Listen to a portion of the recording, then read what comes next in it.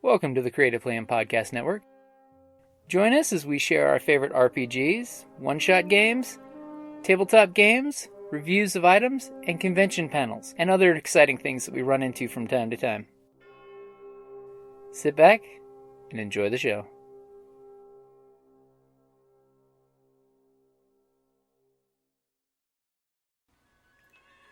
Hi, this is Kelly, aka Trixie from Ragnarok and Roll, assigned to Ragnarok Story, and Tilda Wimblewick from D&D Journey of the 5th Edition.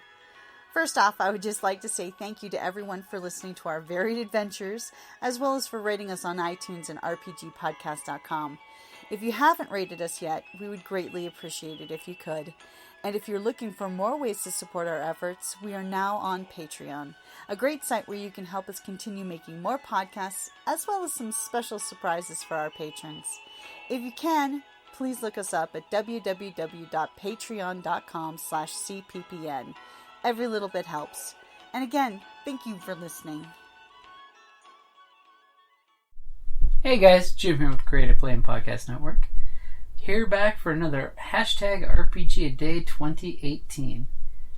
August the 15th. Describe a tricky RPG experience that you enjoyed. I'm pretty sure we've covered this one exclusively, but I have to say this was one of my most enjoyable, memorable games, which was when we played for the Scion Ragnarok and Roll podcast, Carrie's character, when they went to the castle and her NPC husband was replaced by a doppelganger without them knowing it.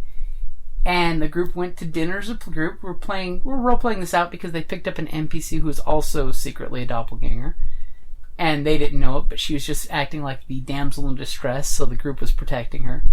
And as Carrie's character decided to go outside with her husband because he wanted to talk to her privately, because earlier in the adventure, she actually gave up her wedding ring to a Rhine maiden to get her to forgive the Scions/humans/situation that happened on the Viking river cruise, so she wouldn't kill hundreds of people.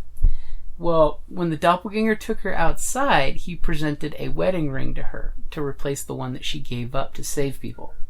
And the second he dropped to a knee and opened that ring, his head exploded, and she hears the deafening roar of a shotgun. And 20 feet away, you see the window of this nondescript van rolled down with a smoking barrel sticking out of it. And immediately, Carrie absolutely lost her shit. She just screamed, "No, no, no, you promised you wouldn't kill," because earlier in the game she made me promise I wouldn't kill any of the NPCs that were important to her. Because she was actually, writing little mini backstories and things. And I didn't kill him.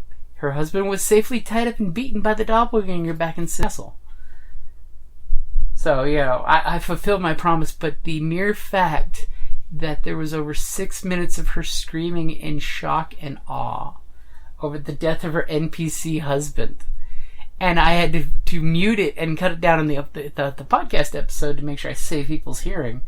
But just the pure, absolute reactions across the table, and instantly, once the screaming stopped, the group instantly reacted and wiped out the dwarves in the van, who, by the way, were actually good guys.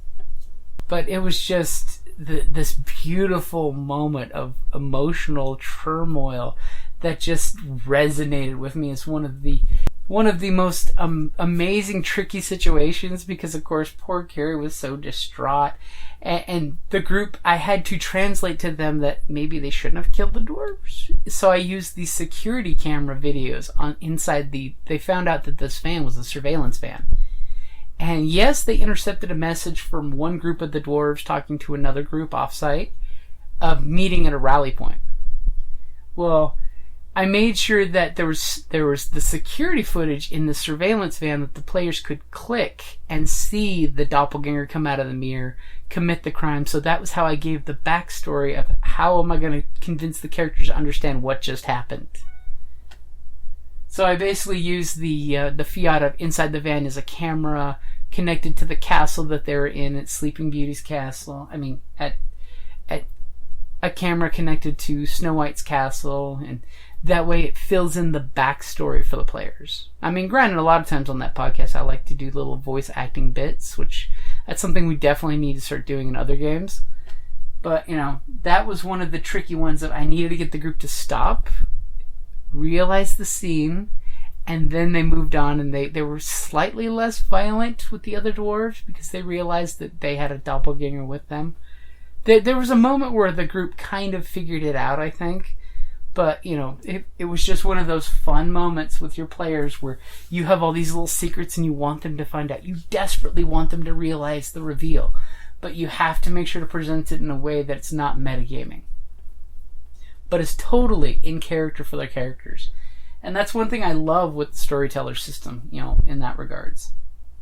So, hey guys, I kind of went on and on, I'm sure. But that is the description of a tricky RPG experience that I enjoyed. I'll talk to you tomorrow, guys.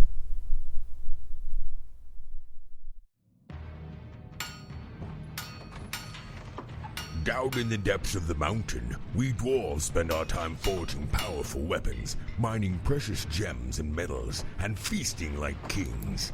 But after a day of digging for the next Arkenstone, this dwarf likes to come home to a package full of loot. Dungeon Crate is a monthly subscription box service forged specifically for RPG and tabletop gamers. Miniatures, dice, tokens, coins, maps, modules, terrain pieces, handcrafted items, RPG jewelry, and more are yours for only a few gold per month. You even get a digital crate along with a physical one as an added bonus. So are you brave enough to reward yourself with a Dungeon Crate? By Morden's beard, I hope so. DungeonCrate.com. Let the adventure begin.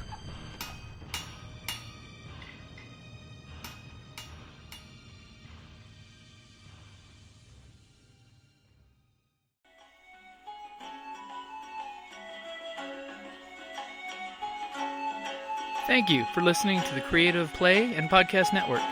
And feel free to enjoy our other shows, such as D&D Journey of the 5th Edition and Scion Ragnarok and Roll, a Scion hero to Ragnarok story.